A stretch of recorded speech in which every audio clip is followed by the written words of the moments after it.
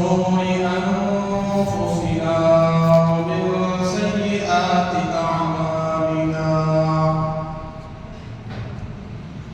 ونعوذ بالله من شرور أنفسنا ومن سيئات أعمالنا من يهد الله فلا مضل له ومن يضلله فلا هادي له ونشهد أن لا إله إلا الله وحده لا شريك له ونشهد أن سيدنا وسندنا ومولانا محمدا عبده ورسوله أرسله بالحق بشيرا ونذيرا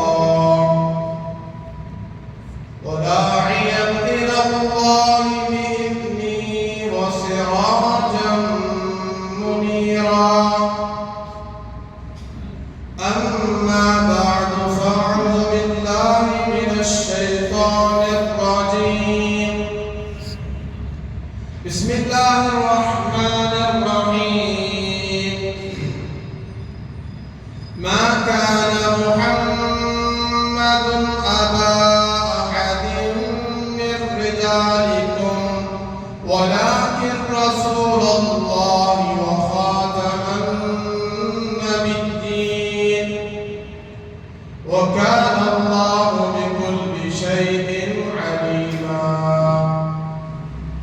وقال تعالى في مقام آخر محمد رسول الله والذين معه أشداء على الكفار رحماء بينهم تراهم ركعا سجدا يبتغون فضلا من الله ورضوانا سيماهم في وجوههم من أثر السجود ذلك مثلهم في التوراة ومثلهم في الإنجيل كزرع أخرج شطه فآزره فاستغلظ فاستوى على سوقه يعجب الزراع ليغيظ بهم الكفار وعد الله الذين آمنوا وعملوا الصالحات لهم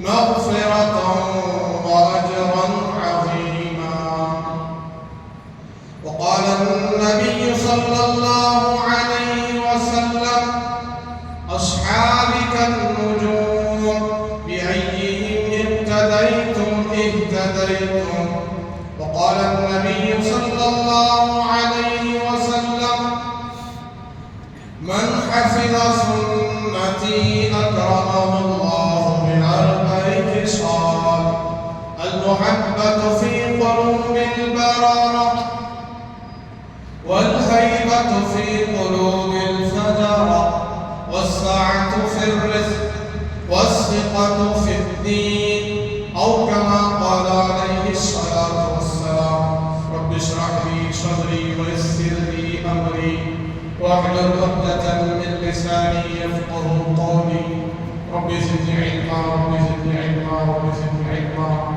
اللهم صل على سيدنا مولانا محمد في أول كلامنا اللهم بارك على سيدنا ومولانا محمد في أوسط كلامنا اللهم صل على سيدنا ومولانا محمد في آخر كلامنا صدر محترم حاضرین مجلس معزز سامعین کرام بزرگوں دوستوں اور ملت کے عزیز نوجوانوں مقدس گھڑیاں چل رہی ہیں مبارک گھڑیاں ہیں درود پاک مرتبہ سرکار مدینہ حضرت رسول اللہ صلی اللہ علیہ وسلم کی بارگاہ میں پیش پیش فرمائیں۔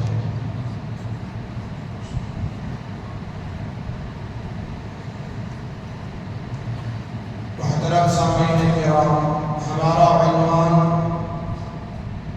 ختم نبوت اور عظمت صحابہ اس پر چل رہا ہے، اور ساتھ ہی معاشرے کی جو خرابیاں ہیں، خصوصاً ازدواجی زندگی، شادی شدہ زندگی، اس کی جو خرابیاں ہیں، خرافات ہیں، اس کا جو بگاڑ ہے نوجوانوں میں، بڑوں میں، مستورات میں، اس تعلق سے ہی چل رہا ہے۔ گزشتہ جمعہ آپ نے حجۃ الوداع کا وہ خطبہ جہاں جناب محمد رسول اللہ صلی اللہ علیہ وسلم نے حقوق العباد سے متعلق بہت زیادہ تاکیدیں، باتیں آپ نے ارشاد فرمائی، اور خلاصے کے طور پر اللہ کے احکامات کو سمجھا دیا۔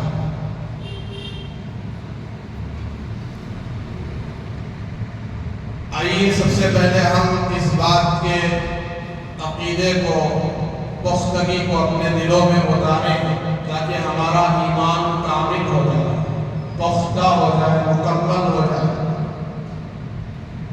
وہ یہ ہے کہ اللہ تبارک و تعالیٰ اپنے کلام میں ارشاد فرماتے ہیں، گزشتہ بھی آپ نے سنا، ما کان محمد ابا احد من رجالکم ولکن رسول اللہ وخاتم النبیین۔ جناب محمد رسول اللہ صلی اللہ علیہ وسلم تم مردوں میں سے کسی کے باپ نہیں ہیں، وہ تو اللہ کے آخری رسول ہیں، وہ اللہ کے رسول بھی ہے، وخاتم النبیین، آپ پر نبوت ختم ہو گئی دوسرے نبیوں کی۔ جو سلسلہ نبوت کا چلا آ رہا تھا، 1,24,000، 1,40,000، 80,000، وہ سلسلہ اب ختم ہو گیا، اب نہیں آئے گا۔ جناب محمد رسول اللہ صلی اللہ علیہ وسلم آخری نبی، آخری رسول بن کر آپ تشریف لائے۔ یہ آپ کی رسالت اور آپ کی ختم نبوت کی دلیل یہ قرآن کی آیت بیان کر رہی ہے، اور یہ قیامت کی صبح تک بیان کرتی رہے۔ آپ ابھی یہاں جمعہ کی بابرکت مبارک مجلس میں بیٹھے، میں آپ کے سامنے قرآن کی آیت پڑھ کر سنا رہا ہوں۔ اس پر ہمارا ایمان 100% ہونا چاہیے۔ اگر 100% ایمان میں 1% بھی کمی آ گئی تو ہمارا ایمان ختم ہو جائے گا۔ تو اس بات کا ہمیں علم ہو گیا کہ اللہ کے نبی ہی آخری نبی ہیں، حضرت محمد رسول اللہ صلی اللہ علیہ وسلم ہی آخری نبی ہیں۔ آپ کے بے شمار خوبیاں، آپ کے بے شمار صفات، خوبیاں بھی بے شمار، صفات بھی بے شمار، آپ کی سیرت بھی بے مثال۔ ہر نبی، جتنے انبیاء پیغمبر دنیا میں آئے، ہر نبی کے اندر خوبی ہی خوبی ہے، صفات ہی صفات ہیں۔ ہر نبی اپنی ذات میں منفرد ہے، اعلیٰ ہے، افضل ہے، اس کے کردار، اس کے صفات، اس کے اخلاق، اس کے عادات۔ لیکن ہمارے اور آپ کے آقا تاجدار مدینہ حضرت محمد رسول اللہ صلی اللہ علیہ وسلم میں جو خوبیاں ہیں وہ کسی اور نبی میں نہیں ہیں۔ جیسے ہم سنتے ہیں آپ شافعی محشر ہیں، یہ خوبی کسی اور نبی میں نہیں ہے۔ جیسے ہم سنتے ہیں آپ ساقی کوثر ہیں، یہ خوبی بھی کسی اور نبی میں نہیں ہے۔ جیسے ہم سنتے ہیں آپ خاتم المرسلین و خاتم یہ خوبی بھی کسی اور نبی میں نہیں ہے. جیسے ہم سنتے ہیں آپ رحمت للعالمین ہیں، پورے عالم کے لیے رحمت ہے، یہ خوبی بھی کسی اور نبی میں نہیں ہے. جیسے ہم سنتے ہیں کہ آپ ساتوں آسمانوں کا سفر کر کے معراج تشریف لے گئے اور اللہ سے ملاقات کر کے واپس تشریف لائے، یہ خوبی بھی کسی اور نبی میں نہیں. ایسے ہی آپ کو 50 نمازیں دی گئی، آپ نے اللہ کی طرف سے 50 نمازوں کا تحفہ لے کر آئے اور راستے میں حضرت موسیٰ علیہ السلام مل کر درخواست کرنے لگے آپ جائیں واپس کم کرائیں. کم کراتے کراتے 5 نمازیں رہ گئی. یہ خوبی بھی کسی اور نبی میں نہیں ہے، اور 5 نمازوں کا ثواب 50 نمازوں کے برابر، یہ خوبی بھی کسی اور نبی میں نہیں ہے. آپ کو جو امت ملی، یہ امت ایسی امت ہے جس امت کو کنتم خیر امت کہہ کر پکارا گیا، یہ خوبی بھی کسی اور نبی کی امت میں نہیں ہے. الغرض حضرت محمد رسول اللہ صلی اللہ علیہ وسلم کی خوبیاں، صفات بے حساب و بے شمار جہاں ہیں، وہی آپ کے صفات میں سے، خوبیوں میں سے حضرات صحابہ کرام کی ذات ہے کہ آپ کی خوبیوں کا عکس، آپ کی خوبیوں کا سب سے بڑا نمونہ وہ حضرات صحابہ کی ذات ہے. آپ کیسے تھے، آپ کے صفات کیسے تھے، آپ کے کوالٹی اور آپ کے اخلاق کیسے تھے، آپ کے کردار کیسے تھے، آپ کی گفتار کیسی تھی، آپ کی رفتار کیسی تھی، آپ کا بیٹھنا کیسا تھا، آپ کا اٹھنا کیسا تھا، آپ کا کھانا اور پینا کیسا تھا، اس کا عین عکس نمونہ حضرات صحابہ کی جماعت.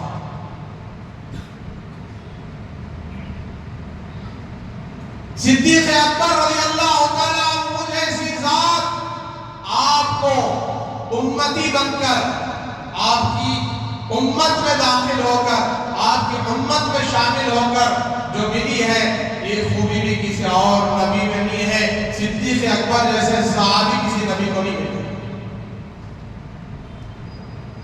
اللہ کے نبی علیہ السلام فرماتے ہیں اگر میں اللہ کو خلیل نہ بناتا، دوست نہ بناتا، خلیل کے معنی دوست،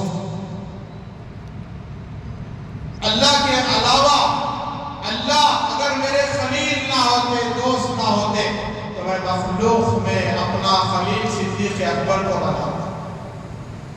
کیوں؟ کہ ان کے میرے اوپر اتنے احسانات ہیں، دین کے خاطر انہوں نے اتنا مال لگایا ہے، اپنی جان کی قربانی دی ہے کہ میں ان کو اپنا دوست بناتا دنیا اور آخرت میں. لیکن میرا خلیل، میرا دوست اللہ ہے. یہ خوبی بھی کسی اور نبی میں نہیں.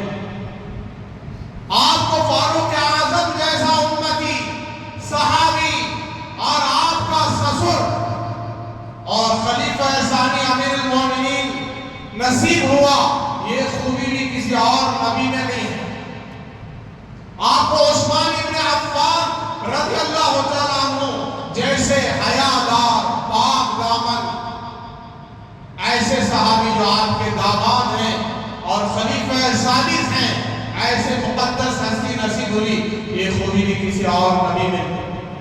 آپ کو علی کرار، بہادر، شیر خدا جیسا صحابی اور آپ کا داماد جو آپ کو ملا ہے، یہ خوبی بھی کسی اور نبی میں نہیں. آپ کو سیدہ عائشہ طاہرہ مطہرہ محدثہ ادیبہ عالمہ معلمہ جیسی مقدس بیوی ملی، یہ خوبی بھی کسی اور نبی میں نہیں. آپ کو سخاوت والی، شجاعت والی، بہادر اور عظمت والی بیوی حضرت خدیجہ الکبریٰ جیسی نصیب ہوئی، یہ خوبی بھی کسی اور نبی میں نہیں. اتنا ہی نہیں، آپ کی سیرت، آپ کی صورت، آپ کی رفتار، آپ کی گفتار، آپ کے صفات ساری دنیا میں پھیلانے والے صحابہ نہیں ملی. ختم نبوت، خاتم النبیین، آخری رسول، آخری نبی. اور دوسرا عنوان عظمت صحابہ. صحابہ کی عظمت، صحابہ کا مقام، صحابہ کا مرتبہ. یہ دو چیزیں الگ نہیں ہیں، دیکھنے میں الگ لگ رہی ہیں. حقیقت میں ختم نبوت کی اور رسالت اور آخری نبی ہونے کا پرچار اور پرچم اور اس کا عکس اور اس کے تاجدار بن کر آپ کے تاج کو ساری دنیا میں پھیلانے والے صحابہ ہی تو ہیں. صحابہ نے آپ کی ختم نبوت کو پھیلا دیا، صحابہ نے آپ کے صفات کو پھیلا دیا، صحابہ نے آپ کی شریعت کو پھیلا دیا، صحابہ نے آپ پر جو قرآن اترا اس کو پھیلا دیا، صحابہ نے آپ کی ساری حدیثوں کو پھیلا دیا، صحابہ نے آپ کی صورت کو پھیلا دیا، صحابہ نے آپ کی سیرت کو پھیلا دیا، صحابہ نے آپ کی عظمت و شرافت کو پھیلا دیا، صحابہ نے آپ کے اخلاق کو پھیلا دیا، صحابہ نے آپ کی نسل کو پھیلا دیا، صحابہ نے آپ کے نام و نسب کو پھیلا دیا، صحابہ نے آپ کی پوری عظمت، آپ کی تاریخ کو ساری دنیا میں پھیلا دیا. صحابہ اقصی ہیں، صحابہ شریعتی ہیں، صحابہ جماعتی ہیں، نبی کے صحابہ ہیں، صحابہ نبی کی شریعت ہیں، صحابہ نبی کی جماعت میں ہیں.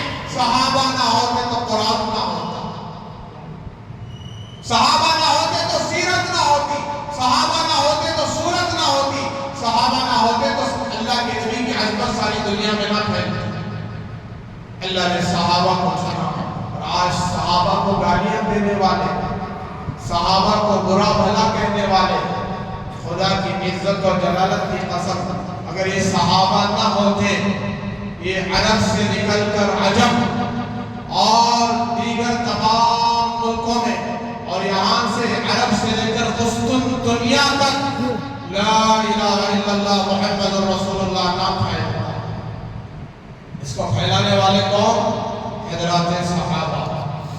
اور صحابہ کی شان قیامت کی صبح تک قرآن بیان کرتا ہے، کرتا رہے گا، اور اس کو کروڑوں علماء حفاظ قراء پڑھتے رہے.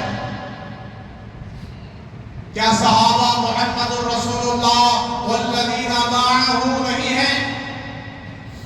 اشداء علی الکفار نہیں ہیں؟ رحماء بینہم نہیں ہیں؟ تراہم رکعا سجدا یبتغون فضلا من اللہ ورضوانا نہیں ہیں؟ صحابہ کی شان قرآن بیان کر رہا ہے کہ حضرت محمد صلی اللہ علیہ وسلم اللہ کے رسول ہیں، اور ان کے ساتھ جو ساتھی ہیں صحابہ ہیں وہ کفار پر بڑے سخت، صحابہ بہادر، صحابہ شجاعت والے، صحابہ ہمت والے، صحابہ عظمت والے، صحابہ سیرت والے، صحابہ مقام والے، صحابہ قربانی دینے والے، صحابہ اپنی خواہشات کو قربان کر دینے والے، صحابہ نبی کے خاطر گردن کٹا دینے والے، صحابہ نبی کے دین کے لیے سب کچھ لٹا دینے والے. تو قرآن کہہ رہا ہے والذین معہ اشداء علی الکفار، جو اس پیغمبر کے ساتھ ہیں، اس نبی کے ساتھ ہیں، نام لے کر کہا تھا محمد رسول اللہ کے جو ساتھ ہیں وہ کافروں پر بڑے سخت ہیں، بڑے سخت. کون سے کافر؟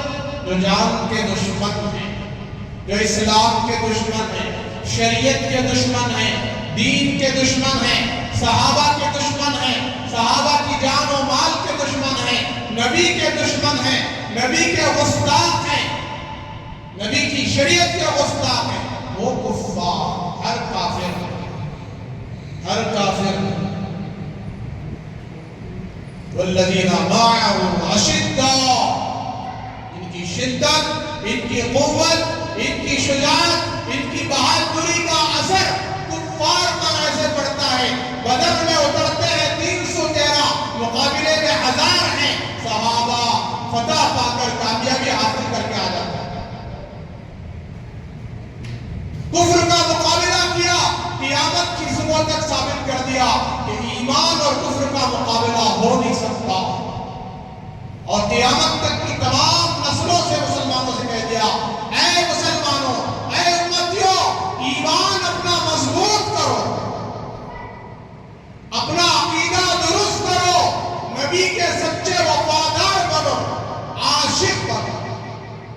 دیکھو ہم نہتے اور بھوکے پیاسے بغیر ہتھیار کے بغیر سواری کے اللہ کے نام پر میدان میں اتر چکے ہیں. کہاں اتر چکے ہیں؟ اللہ کے نام پر. ہمارے اندر تقویٰ بھی ہے، ہمارے اندر اللہ کا خوف بھی ہے، ہمارے اندر گناہوں سے بچنا بھی ہے، ہمارے اندر نبی کی ہر سنت بھی ہے، سیرت پر عمل ہے، صورت پر عمل ہے، ہر سنت ہماری زندگی میں ہے. پھر بھی ہم کفر کا مقابلہ کرتے ہیں. اور ہمیں سمجھا دیا اگر تم اندر سے کھوکھلے ہو گئے، ڈرپوک بزدل ہو گئے، تمہارا ایمان کمزور ہو گیا، تم نے اللہ کا ڈر اپنے دل سے نکال دیا، نبی کی محبت عظمت اور آپ کی شرافت دل سے نکل گئی، آپ سے عشق اور تعلق ختم ہو گیا. یاد رکھنا تم 313 نہیں 3 کروڑ بھی ہو تو مٹ جاؤ گے، ختم ہو جاؤ گے. کفر کا مقابلہ نہیں کر سکتے، باطل کا مقابلہ نہیں کر سکتے، ناحق کا مقابلہ نہیں کر سکتے. آج مسلمان ہو بہو اسی زندگی پر ہے. مسلمان کے اندر ناحق، مسلمان کے اندر باطل، مسلمان کے اندر بے ایمانی، مسلمان کے اندر کفر کی باتیں، مسلمان کے اندر چوری، مسلمان کے اندر زنا، مسلمان کے اندر بدکاری، مسلمان کے اندر نافرمانی. کہاں سے نکل رہے ہیں؟ مسلمانوں کے اندر سے نکل رہے ہیں. مسلمانوں کے محلے میں چوری، مسلمانوں کے محلے میں زنا، مسلمانوں کے محلے میں بدکاری. شاید کوئی محلہ بچا الا ماشاءاللہ. زنا صرف شرمگاہی کا نہیں ہوتا، زنا آنکھوں کا بھی ہوتا ہے، زنا زبان کا بھی ہوتا ہے، زنا کانوں کا بھی ہوتا ہے، زنا دماغ کا بھی ہوتا ہے. فرق صرف اتنا ہے زنا کرنے کا موقع نہیں ملا. کوئی گزرتی ہے تو اس کے بارے میں گندی باتیں، اس کے چلنے پر ذکر ہوتا ہے، اس کے بیٹھنے پر ذکر ہوتا ہے، اس کے بولنے پر ذکر ہوتا ہے، اور اس کے حسن و جمال پر ذکر ہوتا ہے، اور باتیں زنا کی ہوتی ہیں، نظریں زنا کی ہوتی ہیں، سوچ زنا کی ہوتی ہے. موقع نہیں ملتا. بس موقع مل گیا تو ہم سے بڑا زانی کوئی نہیں ہوتا. ہمارا یہ محلہ اللہ حفاظت کرے، نوجوانوں کا سمندر، بچوں کا سمندر، بڑھتی ہوئی نسل، چھوٹی چھوٹی عمر، ابھی مونچھ بھی برابر نہیں آئی، منہ میں سگریٹ ہوتا ہے، منہ میں پان پرک، گٹکا،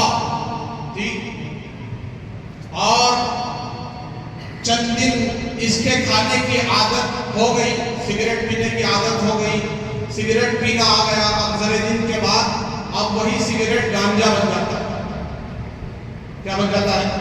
گانجا میں بدل جاتا ہے. ہمارے محلے کی بات کر رہا ہوں، گوری پاڑلے کی بات نہیں، میسور روڈ کی بات نہیں، یہ وہاں تو ہے نہیں. اب ہمارا محلہ بھی فیاض آباد میں اللہ حفاظت کرے کہ چھوٹے چھوٹے بچے 10 سال 11 سال 12 سال کے 9 سال 10 سال سگریٹ پیتے ہیں، اور اس سے آگے بڑھ کر گانجا، نشہ، انجیکشن، ٹیبلٹ، اور بڑوں کا حال شراب. اللہ ماشاءاللہ بہت تھوڑے بچے ہیں یا جتنے بچے ہیں اللہ نے ان کو بچایا ہے، اللہ موت تک بچائے رکھے. کتنے ایسے نوجوان اپنے ہاتھوں کو کاٹ کر اپنے آپ کو ہلاک کر لیا، پیروں کو کاٹ لیا، ہاتھوں کو کاٹ لیا، شرمگاہ میں کاٹ لیا. اللہ حفاظت. آج تڑپ رہے ہیں، بلک رہے ہیں، رو رہے ہیں، کوئی ان کا پرسان حال نہیں. یہ برائیاں کہاں سے جنم لی ہیں؟ جن بچوں کی پیدائش پر والدین نے خوشیاں منائی تھی کہ آج بیٹا پیدا ہوا، آج بیٹی پیدا ہوئی، آج وہی بیٹے وہی بیٹیاں سگریٹ کے نوشین میں، شوقین میں، اپنے چہرے کو بگاڑ چکے ہیں، اپنی سیرت کو صورت کو بگاڑ چکے ہیں، اپنے آپ کو تباہ کر چکے ہیں. ابھی عادت اتنی بری عادت، اتنی گندی لت، اللہ حفاظت کرے، موت تک چھوڑنا مشکل ہے جس کو نشے کی لت پڑ جائے. جو پڑھ گئے ان کو لانا مشکل ہے. میری خطابت سے، میرے بیان سے اور میری تقریر سے شاید وہ آنا مشکل ہے، لیکن جتنے بچے ہوئے ہیں جو اس عادت میں مبتلا نہیں ہیں، پڑے ہوئے نہیں ہیں، وہ اپنے آپ کو بچا چاہتے ہیں. اس گندی عادت میں مبتلا نہ ہو. جو نشے کا عادی ہو، والدین سے کہتا ہوں ایسا چاہے 1000 روپے روزانہ کمائے، 10,000 روپے کمائے، اس کو اپنی بیٹی سے نکاح نہ کرائے، اس کو لڑکی نہ دے جب تک وہ نشہ نہ چھوڑ دے. اس کی تحقیق کریں، معلوم کریں کہیں یہ گندی عادت میں مبتلا تو نہیں ہے. اتنی گندی عادت 2-3 سال کے عرصے میں اپنے آپ کو ہلاک کر لے. اب یہ گندی عادت پوری کرنا ہے جی، کمائی کرو، پیسے کماؤ، چاہے حلال طریقے سے چاہے حرام طریقے سے. اب حلال طریقے سے حاصل نہ ہو تو ان پیسوں کو حرام طریقے سے حاصل کیا جائے. اب محلے میں چوریاں، گاڑیاں چرا لیے، چیزیں اٹھا لیے، وہ اٹھا لیے.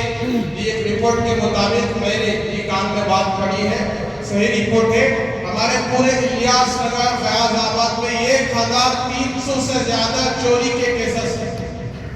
کتنے ہیں؟ سنی ہوئی بات ہے کسی پولیس سے. اتنی چوریاں، کون سا محلہ بھی مسلمانوں کا محلہ. یہ عادت کہاں سے پڑی؟ سبب ذریعہ سگریٹ، گٹکا، پان پر. بعض کو ڈپریشن میں آتا، بعض کو کسی ٹینشن میں آ کر سیکھ لیتے. پہلے سگریٹ بھی نہ سیکھتے ہیں، اس کے بعد دھیرے دھیرے اس میں ترقی ہوتی ہے، پھر اب وہ گانجے پر اترتے ہیں، پھر انجیکشن ٹیبلٹ پر اترتے ہیں. کتنے ایسے ویڈیوز آنکھوں سے دیکھ کر کہہ رہا کہ صرف ٹینشن کو دور کرنے کے لیے اور جو مصیبتیں حالات آئے ہیں اس کو ختم کرنے کے لیے اس کی عادت پڑی ہے انجیکشن کی، ٹیبلٹ کی، اور اپنے آپ کو کاٹ رہے، ہلاک کر رہے. خدا کی قسم یاد رکھو، یہ جسم امانت ہے، یہ اللہ کی دی ہوئی نعمت ہے، ہم اس کے مالک نہیں ہیں. اس کی حفاظت کرنا فرض ہے. قیامت کے دن سب پکڑ ہوگی. خودکشی کرنے پر جتنا عذاب ہوگا اتنا ہی نشہ لینے والوں کو بھی عذاب ہوگا. شراب پینے والوں کو جتنا عذاب ہوگا اتنا ہی نشے میں رہنے والے، انجیکشن ٹیبلٹ کھانے والوں کو بھی اتنا ہی، نشے کی چیزیں استعمال کرنے والوں کو بھی اتنا ہی عذاب ہوگا. یہ خودکشی ہے، یہ خودکشی.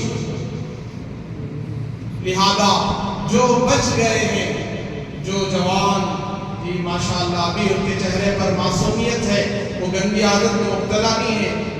میں سمجھتا ہوں 100 جوانوں میں 10 جوان شاید مشکل سے بچے ہوں جو سگریٹ نہ پیتے ہو. کم سے کم جو سگریٹ نہیں پینے والے مسلمان 100 میں 10% بچے ہوں یا اس سے کم. کون ہے ایسا جو سگریٹ نہ پیتا؟ یہ گندی چیز ہے.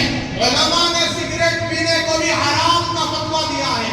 ہاں، جمہور علماء نے فتویٰ نہیں دیا، ورنہ کروڑوں کی تعداد میں سگریٹ پینے والے حرام کے گناہ میں مبتلا ہو جائیں.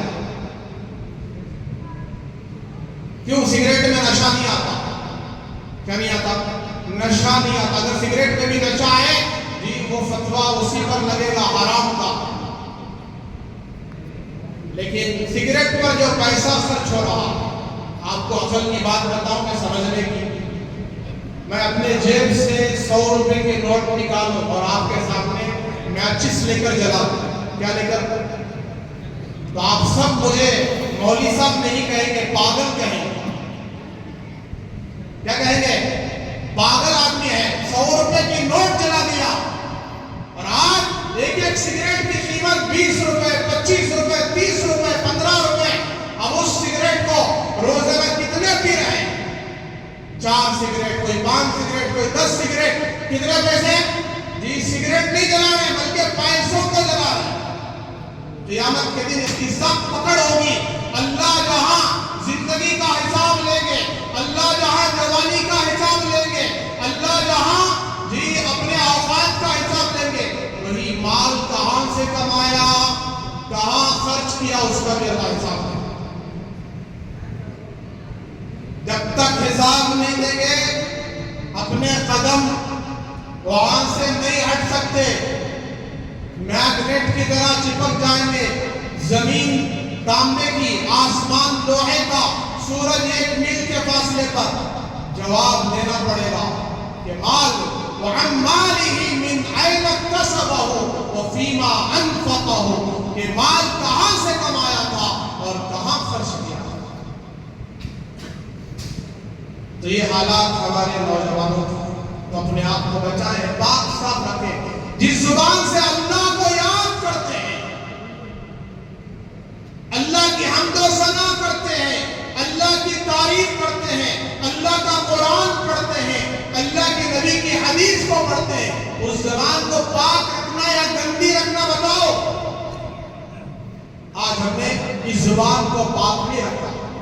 گالیاں گندی گندی، جی اتنی گندی گالیاں، ایک گالی پر فرشتہ میلوں دور بھاگ جاتا ہے، رحمت کے فرشتے بھاگ جاتے ہیں. اور ہر گالی پر یاد رکھو قبر میں ایک سانپ اور بچھو تیار ہو رہا ہے. مصیبتیں ہماری مجلسوں میں، گالیاں ہماری مجلسوں میں، چھوٹی موٹی لڑائی ہوتی ہے اس پر فوراً گالیاں، گندی باتیں، پیچھے بھی گالیاں، سامنے بھی گالیاں. منافق کے صفات میں سے ایک صفت یہ ہے کہ جب بھی منافق کسی سے جھگڑا کرتا ہے، منافق بے ایمان، سامنے تو اپنے آپ کو مسلمان کہتا ہے، حقیقت میں وہ کافر ہے. جب بھی کسی سے جھگڑا کرتا ہے وہ گالیاں دیتا ہے. کیا دیتا ہے؟ آج ہمارے صفات سے جھگڑا ہو جائے فوراً ماں بہن کی گالی. اس سے اپنے آپ کو زبان کو پاک رکھے، گندی گالیوں سے اپنے آپ کو بچائے. دوسری کی ماں کو گالی دینا گویا کہ اپنی ماں کو گالی دینا. اللہ کے نبی فرماتے ہیں کوئی کسی اور کی ماں کو گالی دیتا ہے تو اپنی ہی ماں کو گالی دے رہا، اس لیے کہ سب کی ماں ایک ہے. حضرت آدم علیہ السلام کی اہلیہ حضرت حوا رضی اللہ تعالیٰ عنہا کون ہے؟ یہ سب کی ماں ہے، سب کی والدہ ہے. ساری نسبتیں وہاں جاتی ہیں. لہذا اپنے آپ کو پاک رکھیں. الغرض صحابہ کی شان بتا رہا تھا کہ صحابہ نے ساری دنیا میں اسلام کا، دین کا، شریعت کا، احکامات کا، اللہ کی عظمت کا، اللہ کے نبی کی رسالت کا، ختم نبوت کا پرچم لہرا دیا. ساری دنیا میں پھیل گئے. صحابہ کی عظمت کو قرآن قیامت کی صبح تک بیان کر رہا ہے. اولئک هم المفلحون، اولئک هم الراشدون، اولئک هم الفائزون، اولئک هم المؤمنون حقا، اولئک هم الفائزون. یہ صحابہ کی شان قرآن بیان کر رہا ہے قیامت کی صبح تک. اب صحابہ کی زندگیاں دیکھ کر چلیں گے اور ان کے مطابق زندگی گزاریں گے. جیسے میں نے کہا اللہ تعالیٰ نے سورہ فتح میں بیان کیا والذین معه اشداء علی الکفار رحماء بینہم. صحابہ کی شان یہ بھی بیان کی کہ آپس میں مسلمانوں میں، آپس میں مومنوں میں بہت زیادہ رحم کھانے والے، رحم کرنے والے، ایک دوسرے کو معاف کرنے والے. اتنا ہی نہیں، صحابہ کا ذکر یہ بھی بیان کیا گیا تراہم رکعا سجدا، کہ تم صحابہ کو دیکھو گے کبھی صحابہ رکوع کر رہے ہوں گے، کبھی سجدہ کر رہے ہوں گے. ہمیں کب کرتے سجدہ؟ جمعہ آیا تو 2 سجدے کرتے، پھر 2 سجدے کرنا تو پھر ایک جمعہ آنا. صحابہ کی حالت کیا بیان کی جا رہی ہے؟ تراہم رکعا سجدا. تم جب بھی دیکھو گے صحابہ کو وہ یا تو رکوع میں ہوں گے یا تو سجدے میں. تراہم رکعا سجدا یبتغون فضلا من اللہ ورضوانا. اور سجدہ کرنے کا مقصد، رکوع کرنے کا مقصد اللہ کا فضل، اللہ کا فضل مانگ رہے ہوں. اے اللہ اپنا فضل کا معاملہ کر دے. سر سجدے میں ہے اور مانگ رہے اللہ فضل کر دے، ہماری جانوں پر فضل کر دے، ہماری حالتوں پر فضل کر دے. یبتغون فضلا من اللہ ورضوانا. اللہ کا راضی ہو جانا سب سے بڑی کامیابی ہے، سب سے بڑی عزت ہے، سب سے بڑی عظمت ہے. اللہ جس سے راضی ہے چاہے دنیا اس سے ناراض ہو یا راضی ہو وہ کامیاب ہے، وہ عزت والا ہے، عظمت والا ہے. صحابہ سے اللہ راضی ہو گیا. یبتغون فضلا من اللہ ورضوانا سیماہم فی وجوہہم من اثر السجود. تم ان کے چہروں کو دیکھو گے کہ چہرے نمازی ہوں گے, چہروں پر سجدے کے آثار ہوں گے, پیشانیوں پر سجدے کے آثار ہوں گے. اور آج مسلمان کو ڈھونڈنا پڑتا اذان ہونے کے بعد کہاں ہے مسلمان, مسجد میں آیا نہیں آیا. میرا دل تو چاہتا ہے آپ کو پکڑ پکڑ کے مسجد میں لاؤ, آپ کو پکڑ پکڑ کر سمجھاؤ اللہ کی عظمت کیا ہے, بڑائی کیا ہے. آؤ سجدے میں آؤ, یہاں سب سے بڑی عزت ہے. یہ ایک سجدہ جسے تو گراں سمجھتا ہے, بوجھ سمجھتا ہے, نجات کہتا ہے تجھے 1000 سجدوں سے. آج ایک سجدہ جسے تو گراں سمجھ کر چھوڑ کر جاتا ہے, اللہ کی منادی کی آواز پر لبیک نہیں کہتا, وہی تجھے ایک سجدہ بازار میں, گلیوں میں اور جگہ جگہ تجھے ذلیل کرا رہا ہے, غیر اللہ کے سامنے جھکا رہا, ذلیل کرا رہا. ہماری ماں بہنوں کو ذلیل کرا دیا, ہمارے جوانوں کو ذلیل کرا دیا. اللہ کی عبادت کو چھوڑا, فجر کی نماز چھوڑی, ظہر چھوڑی, عصر چھوڑی, ہر نماز کو قضا کیا, پورا ہفتہ قضا کیا.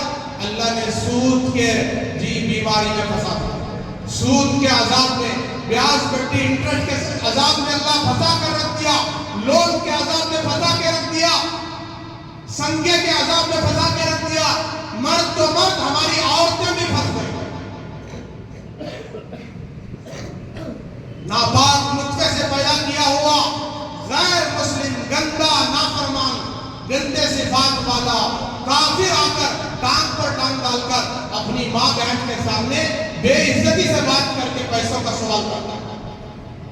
سنگے پر جو پیسے لیے تھے وہ لوٹانے کا مطالبہ کرتا ہے اور ذلت کے ساتھ پوچھتا ہے کتنی ایسی عورتیں جو ان کے ساتھ چلی گئی, پیسے نہ دینے کی وجہ سے پکڑ کر لے گئے. اللہ حفاظت کرے. آپ سے میں عرض کرتا ہوں کہ نماز کو اپنی زندگی کا مقصد بنائے, نماز کو اپنی زندگی کا پاؤں ملجا بنائے. نماز ہی اصل دین ہے.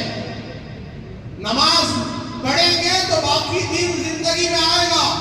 نماز سے ہی ساری زندگی کامیاب ہوگی. نماز کے بغیر آدمی باہر حرام کمائے حلال کمائے کوئی اعتبار نہیں. نماز چھوڑ کر جو بھی کمائی آدمی کماتا ہے اس کی کمائی حلال ہے, کوئی گارنٹی نہیں.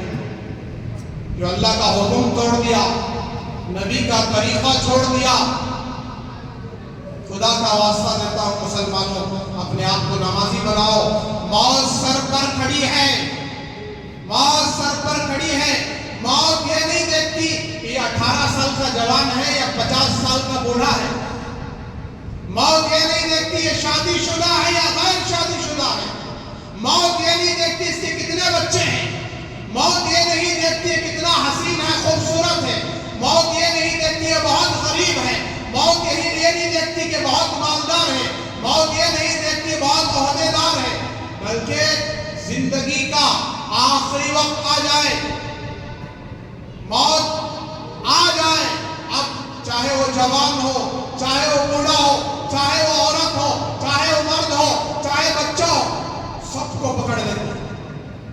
موت ہمارے سروں پر منڈلا رہی ہے.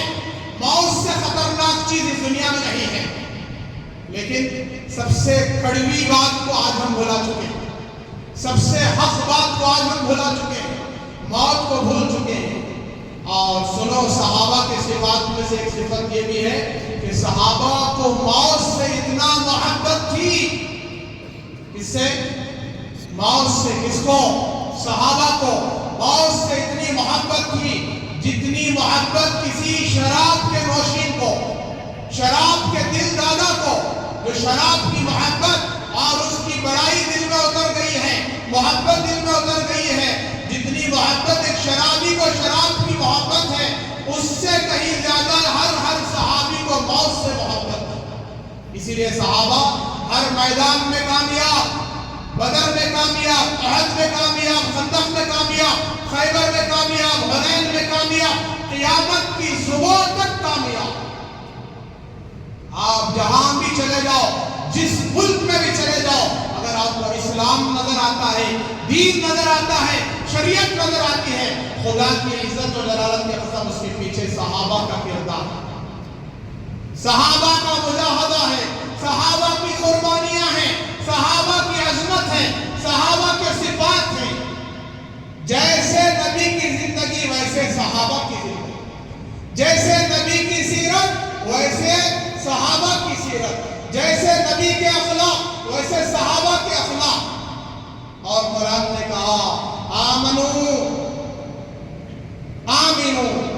بمثل آمنتم، کہا کہ ایمان والو ایمان لاؤ جیسے آمنو کما آمن الناس، ایمان لاؤ ایسے جیسے ان لوگوں نے ایمان لاؤ، ان جیسے ایمان لاؤ۔ صحابہ کو آگ میں رکھ دیا گیا، صحابہ کو تپتی ہوئی ریت میں لٹا دیا گیا، صحابہ پر کوڑے برسا دیے گئے، صحابہ پر فقر و فاقے کس دیے گئے، صحابہ کی جانیں قربان کر دیے گئے، لیکن صحابہ یہی کہتے ہوئے گئے کہ اللہ ایک ہے، اکیلا ہے، اللہ سچا ہے، اللہ کے نبی سچے ہیں، اللہ کے نبی کا دین سچا ہے۔ صحابہ سجدے میں جان دے دیے، صحابہ رکوع میں جان دے دیے، صحابہ جہاد میں گردن کٹا دیے، صحابہ ساری دنیا میں دین کو پھیلا کر، ساری دنیا میں دین کو بلند کر کے اپنی قبریں بنا دی۔ یہ صحابہ کی شان ہے۔ آج ہمیں گھر بیٹھے، دکان میں بیٹھے ہوئے، تجارت میں بیٹھے ہوئے، بیوی بچوں میں رہتے ہوئے، اپنے کاروبار کمپنیوں میں رہتے ہوئے، تجارتوں میں رہتے ہوئے، بنگلوں کوٹھریوں میں رہتے ہوئے 2 رکعت نماز پڑھنے کی توفیق ملی۔ 2 رکعت فجر کی نماز کتنے لوگ پڑھے بھائی؟ اگر میں کہوں ہاتھ اٹھاؤ کون کون پڑھے فجر، کتنے اٹھیں گے ہاتھ اور کتنے نیچے رہیں گے ہاتھ؟ یہ سب سے بڑی ذلت ہے، ذلت کا دن ہے، بے عزتی کا دن ہے، اسی لیے ہم آج ذلیل ہو رہے ہیں، بے عزت ہو رہے ہیں۔ یاد رکھو اپنے آپ کو جب تک نمازی نہیں بناؤ گے، دیندار نہیں بناؤ گے، کامیابی نہیں ملے گی۔ اس ملک میں سر اٹھا کر جینے کے قابل نہیں رہو گے۔ دن بدن حالات، دن بدن حالات، دن بدن مسلمانوں پر حالات، دن بدن مسلمانوں کے جوانوں پر ظلم و ستم کیا جا رہا ہے، ان کی مسجدیں ختم کی جا رہی ہیں، ویران کیا جا رہا ہے، اور ان کے گھروں کو بلڈوزر سے تباہ کیا جا رہا ہے۔ یہ سب ہماری بے دینی کی وجہ سے۔ 100% مسلمانوں میں پورے عالم کا جائزہ بتاتا ہوں، پورے عالم کے 100% مسلمانوں میں صرف 10% مسلمان جو سجدہ کرتے ہیں، اللہ کے سامنے جھکتے ہیں، نماز پڑھتے ہیں، اور ان 10% میں بھی 5% لوگ فجر کی نماز نہیں پڑھتے، وہ فجر کی نماز قضا کر دیتے ہیں۔ قضا ہونے کی وجہ کیا ہے معلوم؟ رات میں دیر سے سونا، رات میں گناہوں میں مبتلا ہونا، نافرمانیوں میں مبتلا ہونا، اور آج کے دور میں جو تباہیاں ہیں، بے دینی ہے، یوٹیوب، انٹرنیٹ، فیس بک، ناچ گانا، گندگی، دوسروں کے بدنوں کو دیکھنا، دوسروں کے جسموں کو دیکھنا، دوسروں کے چہروں کو، عورتوں کو بد نظری سے دیکھنا، زنا کی نظر سے دیکھنا، اس کی نحوست فجر میں اٹھنے نہیں دیتی، فجر پڑھنے نہیں دیتی، تہجد میں کھڑی ہونے نہیں دیتی، اللہ کے سامنے توبہ کرنے نہیں دیتی۔ لہذا سارے گناہوں سے توبہ کریں، اللہ سے اچھی زندگی مانگیں، صاف ستھری زندگی مانگیں، نمازوں کا اہتمام کریں۔ یہ محلہ مسلمانوں کا ہے، مسجد بھی مسلمانوں کے محلے میں ہے، لہذا ہر اذان پر لبیک کہتے ہوئے نماز کو آئیں۔ 2 نمازیں، میں آپ کو ظہر اثر مغرب نہیں پوچھتا، فجر اور عشاء آپ اس محلے کے ہیں، فیاض آباد کے ہیں، آپ کو جیسے جمعہ پڑھنے آئے ہیں ایسے فجر پڑھنے آنا ہوگا، پھر عشاء پڑھنے آنا ہوگا، پھر آپ کی عزت ہے، عظمت ہے، شان و شوکت ہے، اللہ ذلت کی گڑھوں سے نکالیں گے، برکتوں کے رحمتوں کے فیصلے کریں گے۔ اگر آپ محلے میں ہیں اور اپنے گھر میں ہیں، پھر بھی آپ فجر کی نماز کو نہیں آ رہے ہیں، عشاء کی نماز کو نہیں آ رہے ہیں، تو پھر آپ جہاں ہیں وہی ناکام، وہی ذلیل ہیں، بے عزت ہیں، اللہ اور اس کے رسول کی نظر میں آپ گر چکے ہیں۔ اس نماز کی لاپرواہی اور کوتاہی کی وجہ سے ہمارے اخلاق، ہماری سیرت، ہماری زندگی خراب ہو گئی، ہمارے بچوں کی زندگی خراب ہو گئی، جوانوں کی زندگی خراب ہو گئی۔ لہذا سارے خرافات کو ختم کرنا، نشہ کو ختم کرنا، اور ان چوریوں کو ختم کرنا، امانت داری، پاکیزہ زندگی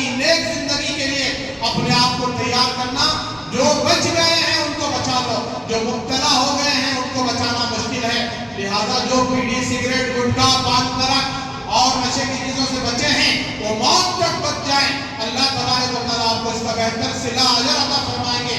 اور نمازوں کا اہتمام کریں اور موت کو روزانہ کم سے کم 25 مرتبہ یاد کریں، اللہم بارک فی الموت و فیما بعد الموت، اور روزانہ قبر کو یاد کریں۔ قبر کے گڑھے میں سونا ہے، سانپ اور بچھو کا گڑھا ہے اور کیڑے مکوڑوں کا گڑھا ہے، وہاں اندھیرا ہی اندھیرا ہے، وہاں کوئی پرسان حال میں رحم کھانے والا نہیں ہے۔ لہذا اعمال کی تیاری کریں، اپنے آپ کو نمازی نیک متقی بنائے، پرہیزگار بنائے۔ اللہ تبارک و تعالیٰ سے دعا ہے ہمیں 5 وقت کی نماز کی پابندی موت کے آخری سانس تک پڑھنے کی توفیق عطا فرمائے۔ ہمارے اندر سے اللہ جتنے گناہ ہیں، نافرمانیاں ہیں، بدکاریاں ہیں، زنا کی جتنی قسمیں ہیں، اللہ ختم فرمائے۔ اللہ ہمیں پاک بنائے، نیک بنائے۔ آخر میں گزارش ہے اذان کے ساتھ مسجد میں آنے کی کوشش کریں۔ جمعہ میں 1 مرتبہ آ رہے ہو نماز کے لیے، پھر بھی لیٹ آتے ہو، 1:30 بجے آتے ہو، 1:45 بجے آتے ہو، یہ بڑی ناقدری ہے۔ اور میں نے گزشتہ بھی عرض کیا، اذان کے بعد کاروبار حرام، بیپار حرام، تجارت حرام، دکان کھلے رکھنا حرام، بیچ نہیں سکتے، خرید نہیں سکتے، دے نہیں سکتے، سارا کاروبار حرام۔ اور اذان جمعہ کی نماز کے بعد اللہ کو اجازت دیتا ہے جاؤ کاروبار کرو، جاؤ بیپار کرو، بزنس کرو۔ علماء نے لکھا ہے اس کاروبار میں جتنا اللہ تعالیٰ نے نفع رکھا ہے اتنا کسی دن نفع نہیں ہے، اور پورے ہفتے کی برکت اللہ نے جمعہ کی نماز کے بعد کاروبار کرنے میں رکھا ہے۔ لہذا 12:30 سے پہلے آخری درجہ اذان پر دکان بند کر دو، چلر دکان اور گوشت دکان جیسا بھی دکان ہو سب دکان بند کر دے، اس وقت تجارت حرام ہو جاتی ہے۔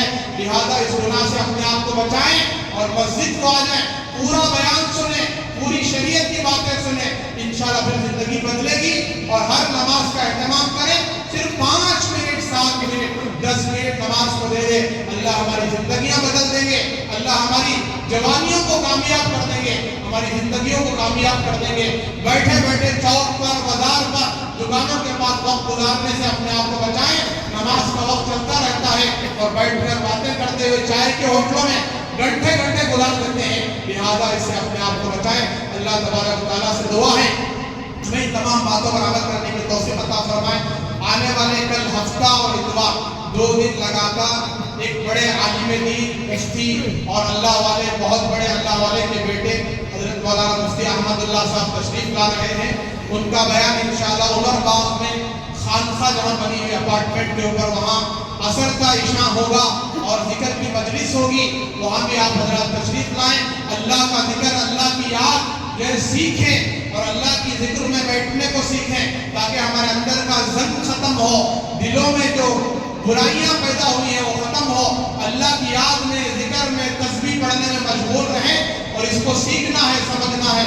اس کے لیے وہ مجلسیں ہیں، وہاں آپ ضرور تشریف لائیں، بڑا فائدہ ہوگا۔ اور ہر ہفتہ انشاءاللہ ہماری مسجد میں قرآن کریم کی تفسیر ہوتی ہے، اس تفسیر میں اپنے آپ کو عشاء کی نماز کے بعد شرکت کریں، بڑا فائدہ ہوگا۔ قرآن کا ترجمہ، تفسیر، اللہ کے احکامات مرضیات سمجھ میں آئیں گے۔ اور ہمارے اس مسجد میں مغرب سے عشاء تک 6 ساڑھے 6 بجے سے 9 بجے تک مکتب چلتا ہے۔ اپنے بچوں کو مکتب کے لیے بھیجیں، بچوں کو قرآن سے، حدیث سے آراستہ کریں، زندگیاں بچوں کے بھی سنواریں، اور خود بھی 9:15 بجے سے 10:15 بجے تک تعلیم بالغان میں یہاں ہماری اس مسجد میں آ کر قرآن حدیث سیکھیں، مسائل سیکھیں، اپنی زندگی کو پاک و صاف بنائیں۔ آخر میں جاتے ہوئے گزارش ہے، اسے بارہا عرض کیا جاتا ہے، ہم نے بہت سارے اکاؤنٹ کھولے ہیں، وہ دنیا کے اکاؤنٹ ہیں۔